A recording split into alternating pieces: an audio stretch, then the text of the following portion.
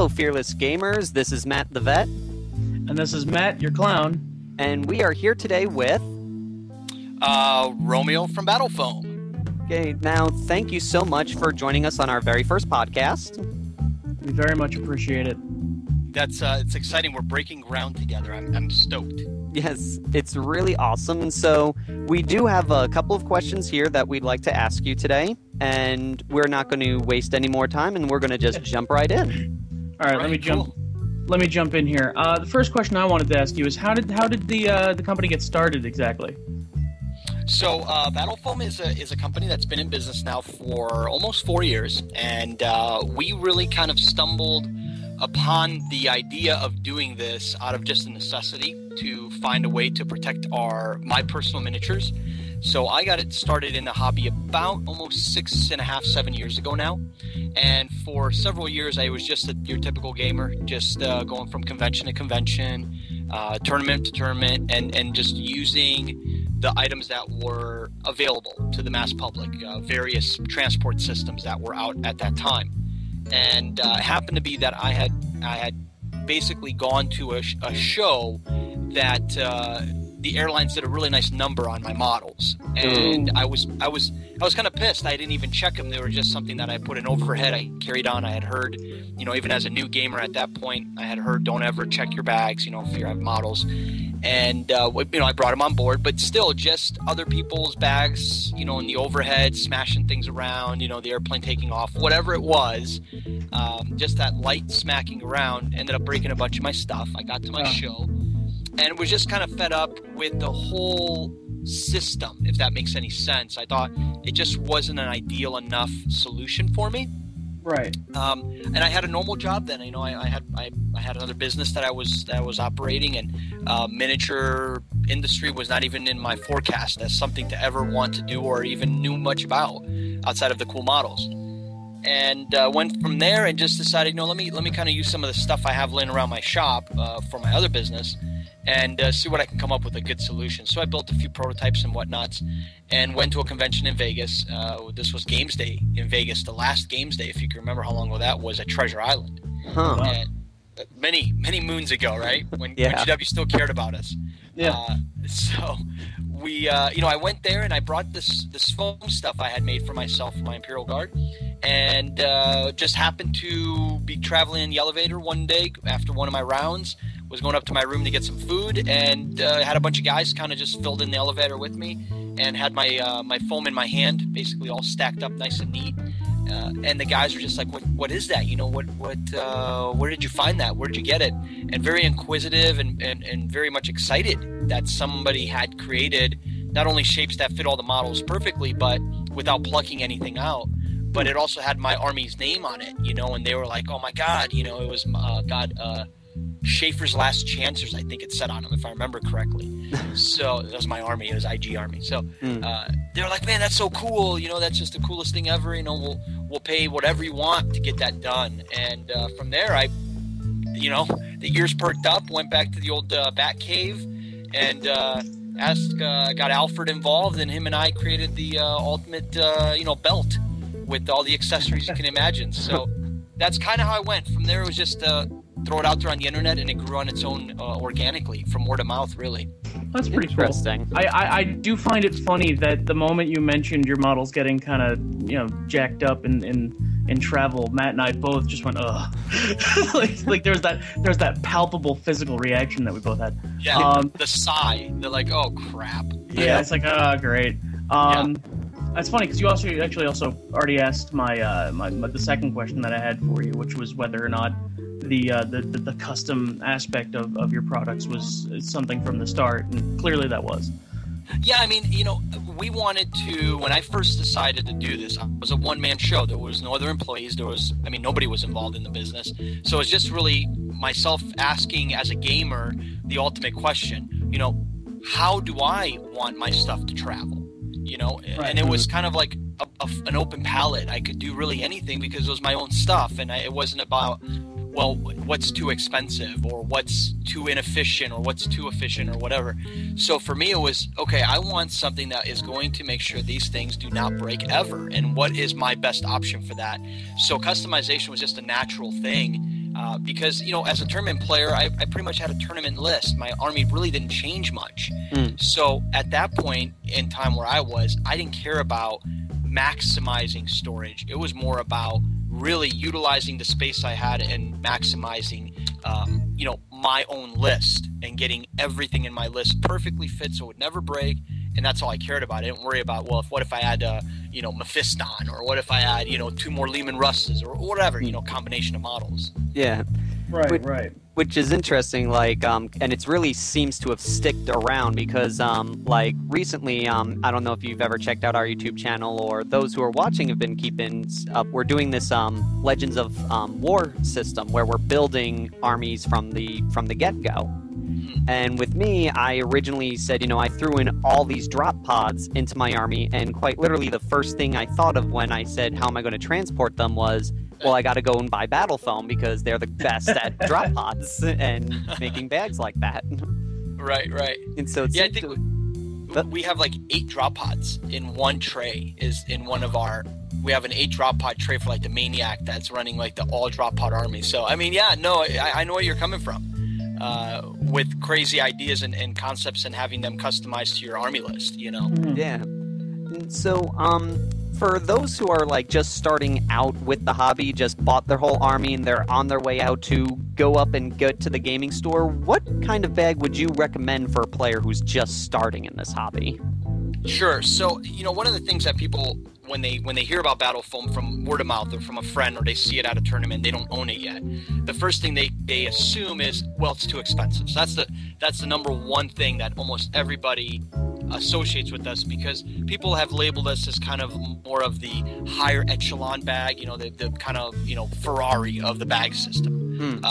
At least what the rumor is, Okay. Of course, we're a great bag, and we're not saying, but we don't want to be egotistical, you know what I mean? Yeah. When we say who we are. We're a bag company that does things the way we feel everybody should do their bags, and others don't, so it is what it is. But at the end of the day, when people get started in this, they have the perceived notion that it's too expensive and it's too complicated. Okay, they do all this custom stuff, and they look at a guy's bag and they're like, oh my god, you got all these custom trays designed, and I got to go home and design all this stuff, and it's going to take me forever to trace my models, and it's so much easier. I cannot stress enough, first of all, that we are here to help. That's the number one thing that I would want any new gamer of any sort, regardless if he's going to play with 5 models and never buy anything else and play a skirmish game, or if he's just starting his Warhammer or Warhammer 40k army and he's going to have 4,000 apocalypse points worth of flyers and gargantuans and every other monster thing you can think of. It doesn't matter, because what we do is we truly create an option for everyone. And what I mean by that, it sounds like, oh wow, right, for everybody. But it really is, because we have a variety of ways that a beginner can get involved. If they're addicted to miniature wargaming, or they have been, or they are going to be involved in it on a regular basis, their armies are going to grow. Our system is designed to grow with your hobby. So although you may just have a couple starter boxes to get going into your army type, you will expand quickly from there. The bags are made in a modular way. That's what the PAC system stands for. Personal Army Combat Kit is what the acronym is.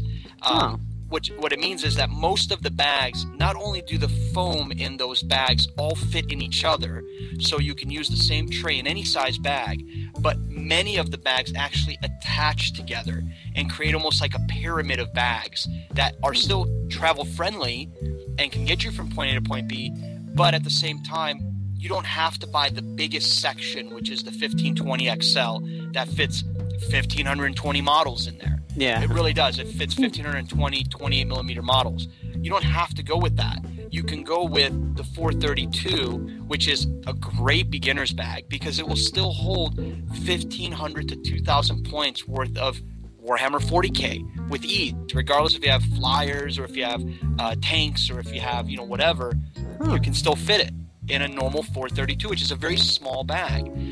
That bag is less than $100 filled with foam, and it fits the equivalent of 2 to 3 large GW hard cases, which are $100 each. Yeah. So that's the thing that people don't realize. In a GW hard case, you get one side of the foam is a pluck layer, which is about 4 inches thick, and that's where you put your tanks in. Mm-hmm. On the left side, you have 3 1-inch trays, or 1 1/4-inch trays, I think, that fit 36 models in each tray. So that gives you 108 models of regular troop sizes on one side, and maybe 4 or 5 tanks on the right side in one case. Well, in ours, if you did just troops, you're going to fit 400 plus models. That's 3 times in models alone. We have a tray right now that we offer that fits 91 models in one tray. And fits in the 432. And only takes up 2 inches out of the available 7.25. Just in 2 that inches? Case. That's all. It's all it is. It's 2 inch. It's a 2-inch tall tray. It has a 1/4-inch bottom on it. When it's glued together and it's attached, it's 2 1/4 inches of space taken up out of a 7.5-inch bag. So that gives you, hell, you can have 2 of those and a 3-inch vehicle tray that fits 5-6 rhinos in there or whatever you want. So you're talking about 200 guys plus tanks in a bag half the size that's carry-on friendly to an airplane. Wow. So it's just wild. And you have room for books still, you have room for dice, you have room for your drink, you have room for a variety of other things that you normally take when you go gaming. So that's where I would love game beginners to understand, is that although people perceive us as expensive, it's not as expensive as buying the alternatives 3-4 times to fit the same amount. Then we become quite inexpensive, to be honest. Usually 50 to 75% less expensive than the competition's bags multiplied to fit the same amount. So yeah, that's ridiculous, because like right now I do have a couple of the Army transport cases, and I have been noticing that I spend a lot of money on that, and a lot of time it feels like I'm just buying bag after bag just to keep it all in. And right. it seems like from the research I have done myself that buying one of the battle foam bags would just, like, in a sense, reduce my amount of transport that I'm taking in general. Because like right now I think I have two bags just to carry a Chaos Army, which is a little ridiculous on its own. Right. And I probably would have ended up spending the same amount with just one bag and get a lot more out of it if I went with battle foam. Exactly. And the thing about it, I mean, you know, Army Transport it's a cool bag. You know, I'm not going to ever knock our competition in any way. You know, to each their own as far as the way they do their products, and to customers that choose one versus the other. Competition is the most wonderful thing in America, because it keeps everybody on their toes. And we wouldn't be where we are today if there was no competition. So we always think it's a great thing. The thing about the Army Transport is it's one major problem it had when I was using it. And this is just my personal opinion for my own use. This is not what I tell people that they should believe. Yeah. My personal problem with the Army Transport system was that because it was pluck and pick, I was always dictated on how much I can pull out of a given tray for my troops, because a 28mm troop is a 28mm troop no matter what range of minis you use, really. Yeah. And when you pull those out, the most you're going to get across is going to be 8 pullouts, because you have a 1/4 inch pluck out that has to be the wall separating the next model to its right. So if that means I can only get X amount across and X amount down, that automatically limits my level of stuff I can put per tray. And in most cases, you're looking at about 28 models per normal Army Transport tray.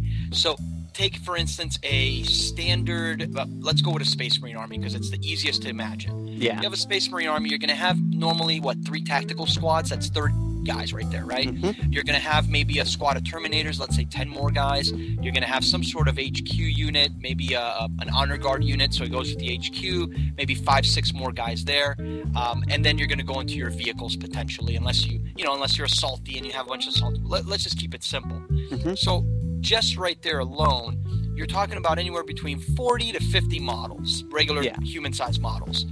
That right there is going to take up 2 Army Transport trays minimum, based on how you pull out for the Terminators, right? Mm. So depending if you pose your Terminators with a Thunderhammer out, or a sword out, or something crazy in their hands, they may get wider. You may have to pull more blocks out, which would then limit the room you have. Well, what that ends up doing is you now have taken up a minimum of 2 trays which you're talking about 1.5 inches per tray, 3 inches. Add a bottom on those, 1/4 inch, so that's another 1/2 inch there. So you're at 3.5 inches. Now let's go worst case scenario, another tray because your Terminators are more dynamic, right? Yeah. So you're at potentially 5 inches of foam just to fit your troops. Well, what about your vehicles now? So because again of the size of the pluck outs, if you did if you had rhinos in your unit for each one, that's going to be 3 rhinos per tray at most, based on pulling out rhinos. If they're spiky, which most Chaos armies are, it's going to be 2 because you got to make room for the spikes, right? Yep. So now you're talking about 2 rhinos, maybe a 3rd one going in next layer, but hell, there you can put your Land Raider that carries your Terminators around. So that's going to be your next tray, but that's a 4-inch tray now. So you have a 4-inch tray, a 3-inch tray for your rhinos, and then your troops that are taking up 5 inches. What's that add up to? More room than what fits in an army transport. Yeah. So that's how the problem I was running into was turning me off on, wait a minute, this is not making sense. I can't get this to fit. So let's take that same formula. If you did that in a 432, which is actually it's actually cheaper than 2 army transports, fully customed out. It's 1 bag now, still fits your books, still fits all your accessories. You're cheaper than buying 2 of the other bags, and you don't have to haul 2 bags around.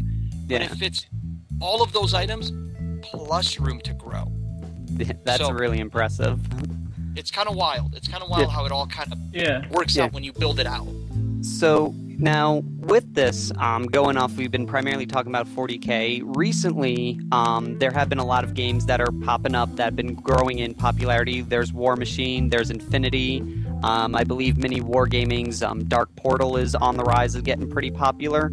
Would you say that is it fairly challenging to reincorporate what your trays and your products when these new games seem to fly up in popularity, or do you find that it seems fairly easy to transition between the different armies to accommodate for those new games?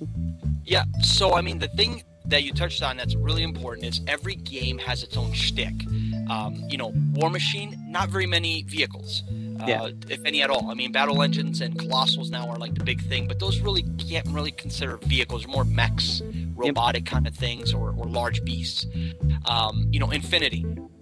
Everything is pretty much 28mm scale, very fragile though because they're beautiful models. Clean, sharp lines, sculpted with the most crazy precision. So those models are very fragile, very tiny. You guys, pointed out a variety of games that are popping up. I mean, all kinds of games pop up now with Kickstarter. Every day it seems like somebody's creating a new game.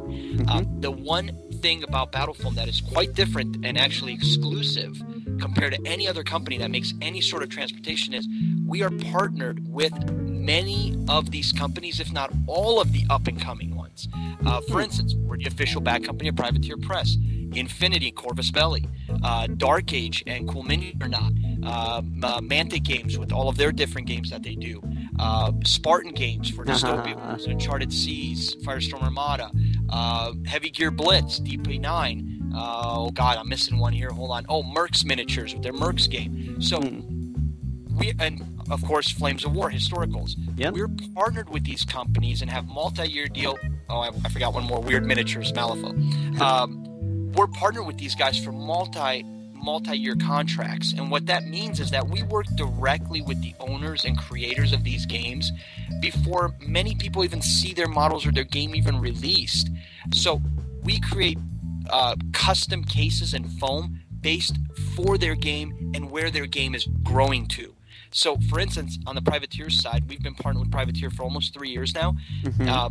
We have with them released new bags just as their big models have come out. In other words, people asked last year why the hell we were doing such a big bag for War Machine, which was a skirmish game. Well, the little birdie that flew into our window said, hey, Colossals are coming, get ready. And people never knew that, but we weren't allowed to say, oh yeah, Colossals are coming, get ready. So, we do these things with our partners, which means that we're ahead of the game. So gamers never have to worry about, oh my god, I just got into this game, what am I going to store it with? we already have a solution already has been worked on and is ready for release by the time the game really gets going. So That's really cool. That's how really we do a neat. lot of the work. Yeah. I actually have a little follow up to that one. How would you say you partnered with all these varying companies as they sort of get their games into production. How exactly does a company go about, like, do they just like get in touch with you and say, hey, we're making a game, and you kind of start from there, or is there like a process? Yeah, no, I mean, we have a very specific way that we do our partnerships and contracts, and we have a great legal department, at Battle Foam. Our attorney is one of the best guys in the business at creating a contract that is safe and good for both parties. The reason I point that out is that a lot of times when partnerships of any size companies go into effect, sometimes they're skewed to one party's favor. We have a very fair way that we assess not only where the game is going based on what the creator feels it's going, but what the market will probably bear based on trends and previous information. So when we go through the process of partnering up with someone, we help them out with advice. We give them the knowledge that we have, doing this for the few years that we have, and how we've worked with our partners, and really present a package to our partners that they can go and kind of crunch the numbers down and say, you know what, this does make sense for me. I don't want to go and make my own bag because it doesn't make financial sense for me to dump at the early stage of my game several $1,000s, hundreds of thousands of dollars, depending on how big their game is, into a packaging solution when a company already does it and has a lifetime warranty and the customer service waiting. They can focus then on their game. So what we do if a company comes to us is we analyze where their game is currently. If they're an existing IP, we then just promote along with them. So, Privateer Press came to us and said, look, we want to do a bag. We're not pitching anything to them. You know what I mean? They're basically telling us what they want, and we just say yes kind of thing because, Right. they're extremely established. So, by no means have they ever asked us for any advice. Right, they're already out there. They're doing their thing. Yeah. We obviously we have creative advice that we give them on how things should be built because we do this for a living. But it's never something where, larger businesses come to us and say, hey, how do I run my business? It's not like that. Yeah. But young companies, that just come up, we've turned companies away, and I don't say that pompous. I say that as in it wasn't a smart move for them. And we explained why and how they can approach their business and leave the packaging for a later time because it's not a key issue.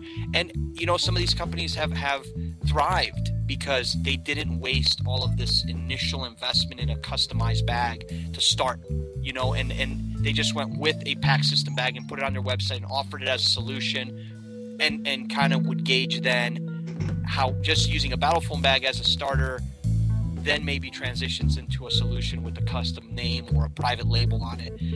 So there's a lot of going back and forth and really helping each other out so the parties are both happy for the term of the contract. Right.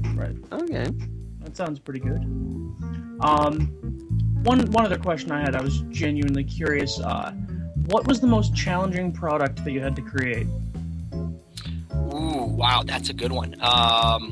Challenging. Okay, so I think as far as a challenge, for us or any business that does anything, right? So take pool, we'll use pool tables, for instance. You see a pool table in the bar, you see it at your friend's house, and you look at it and you can even begin to imagine how to carve the legs, how to lay the felt out, how to, cut the leather to create the pockets, right? You look at it and it looks like rocket science. Right. Yeah. It's just like my DVD player. I take it a couple months ago. My DVD player crapped out on me, and I was like, well, I could throw it in the dumpster because they're like $50 nowadays, or I could just take this thing and pay $20 and get it fixed. And I'm like, you know what? It's a nice one. I paid a lot of money when I bought it a year and a half ago. It's out of warranty. Go figure. And I'm gonna go take it and just get it fixed. So the guy's like, oh, this is an easy thing. Let me open this up. He opens this thing up, and it's it looks like a bunch of like spaghetti and meatballs in there for me. I can't tell you what's inside of it, he plugs it in, he turns on it, this and that, and he's like, oh yeah, it's this little board for it. I thought it was this thing, and next thing you know, the thing's working perfect. And I'm thinking, holy bejesus, I could never even imagine what that process was like to figure that crap out. Yeah. Same thing with us. For us, it's become so almost second nature for us to do what we do as far as projects, that we get these projects thrown at us, from our partners, for instance. Oh, we're launching this thing next year at Gen Con. We need this to fit. We need this, that, and that. Here's a prototype, or here's an example, or here's some art of it. Figure something out. And then we just the process kind of has a step system. Step 1, do this. Step 2, do that. Step 3, and it falls in line. So technically, nowadays things are not very difficult. I think the most difficult thing we've ever run into ever with our product was when we were originally coming up with the technology to cut the foam, and I was burning things to the ground. You know what I mean? And literally, doing things that were just idiotic daredevil stuff and hoping I didn't blow something up. It really was like that. And we lit a lot of property on fire before we got this thing honed into a science.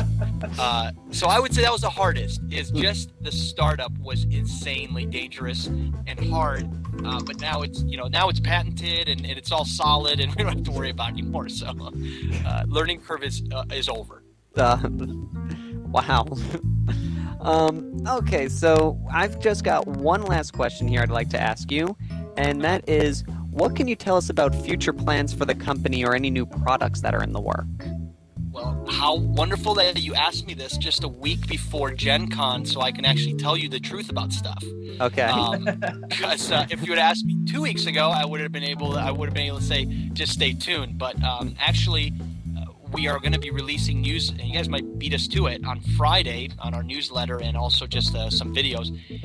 Something that's been rumored for many, many months is our Black Label product line. And the Battle Foam Black Label has been a kind of secret little plan of mine since I started this business, to be honest. Okay. I was in the military for 8 years. I was in the Marines, and while I was in the Marines, one of the things that I loved about my time there was we got to shoot a lot of guns, and shooting guns, playing with guns, and having a blast with them was always fun. And one of the things that I loved about that was we used to have these awesome hard cases that were made by a company called Pelican.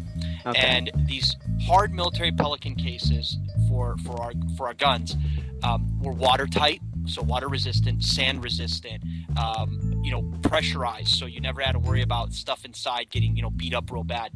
Airline friendly, meaning that you can put anything of value in these things as long as it was in some sort of foam inside, and it can get through the dirty people that live in the undergrounds of the airport. And not only that, it was a very manly, clean, awesome solution that if you got seen with it in public, people won't be like, nerdy gamer, and point at you. They'd be like, ooh, that guy's dangerous. He's a badass. Love these cases, but they were always extremely expensive. A Pelican case ranges anywhere from $200 to $600, with foam in it. I mean, they're insane. I mean, they're made for real technical things. Right. So for years, I wanted to develop a durable product like that was just as strong, just as resilient, had just as many cool features, the watertight and airtight and sandproof and all that crap, but wouldn't break the bank on people. So this was an ongoing process. We've gone to the ends of the world to find the manufacturing facility that can make these things for us and do it at a reasonable price. And sure enough, we actually ended up partnering with a local company, as far as local in the U.S., that does military-grade hard cases and sells them to the government. And we bought into them, and now we have basically the Black Label line is ready to launch. It will go official on Friday for pre-order. The bags will be at Gen Con, the cases will be at Gen Con to be seen. There's going to be an awesome video where we literally drag this. First of all, we put my models in, if you can believe this. Okay. Personal freaking models, which is a crying shame. We put my models in it. We tie it up to the back of one of our employees' bumpers. We drag it down the street and back. We then take it out. We park the car on top of it. We then drive the car off of it. We throw it in water, take it out of water, rub it in dirt, kick it around, hit it with a baseball bat. I swear to God, this all happens in the video. And then I shoot it with my 9mm gun. So, now the gun does still put a hole in it. It's not bulletproof. Yeah. But it's a fun way to end the segment and kind of say, outside of shooting it at the airport, you're probably not going to have to worry about it getting damaged in the baggage handler hands.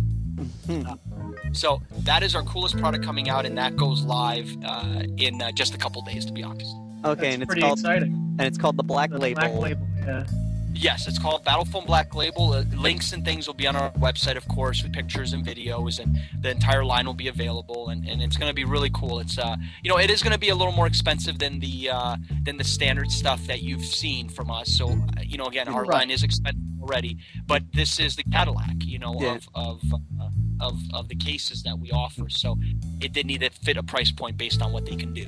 Yeah, Well, that makes sense. When you're crazy like me and buying Warhound Titans, you want to make sure it won't break when you get to where you're going. Right. I mean, it is really, the GW hard cases are nice, right? They're hard cases, a little stronger than soft cases. Even our hard-shelled soft cases aren't as strong as hard cases.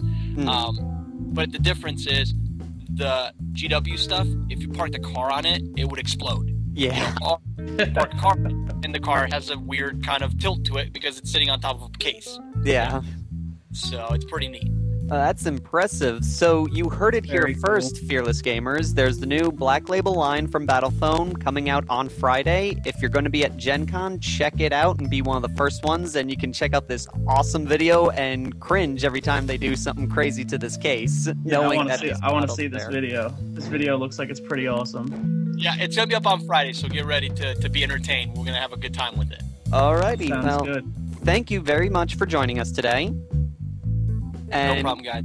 And thank you all who are tuned in to watch, and we'll see you next time here on Fearless Games.